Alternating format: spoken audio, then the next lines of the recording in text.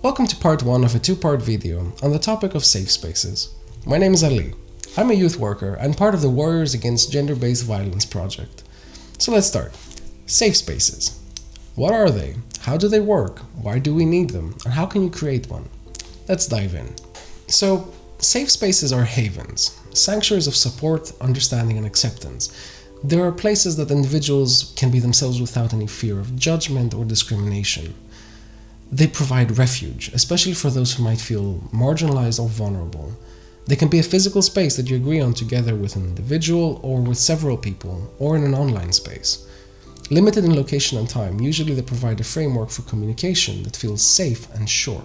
Imagine the serene place as a safe space. How do they work? Well, it's quite simple. Safe spaces are built on the foundation of trust, respect, and empathy.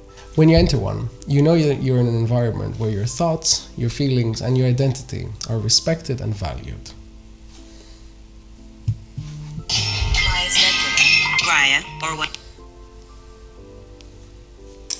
Hello? Hi. Why do we need safe spaces? Oh, actually, that's an excellent question. Well, safe spaces are essential because they foster a sense of belonging and community. They empower individuals to speak up and share their experiences and support one another. In a world that sometimes can be unkind, I think safe spaces offer a beacon of hope and unity. So how can you create a safe space? Well, you'll actually have to see this video I'm really working on right now. I'm waiting. See you. So how can you create a safe space? Well, here are some simple steps you can use to get started. 1. Define the purpose, the scope, and duration. Determine the purpose of your safe space. What issues or topics will it address? Who is it for? Where does it span to, and how long will it last? Even if some of these things are flexible and they might change along the way, clarity is key. 2. Set ground rules. Establish ground rules that emphasize respect, active listening, and confidentiality. Everyone should feel safe to express themselves. 3.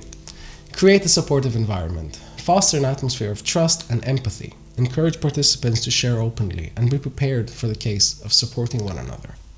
4. Address conflict positively. Conflict can arise, and it's about how you handle it that actually matters. Encourage respectful dialogue and conflict resolution when possible. 5. Consistency matters. Maintain regular meetings or interactions to keep a sense of community alive. 6. Seek feedback. Listen to the voices within your safe space. Ask for feedback and make improvements accordingly. And last but not least, 7. Extend your safe space reach by welcoming new members and sharing the benefits with others when possible. And remember, safe spaces are vital for personal growth, healing, and empowerment. By creating one, you're contributing to a more compassionate and understanding world. So, go ahead, embrace the journey of building a safe space and watch it as it transforms lives. Thank you for joining me today. We in the Warriors Against Gender-Based Violence project are working actively on the topic of safe spaces. And if you're interested in learning more, you can find the link in the description of the video.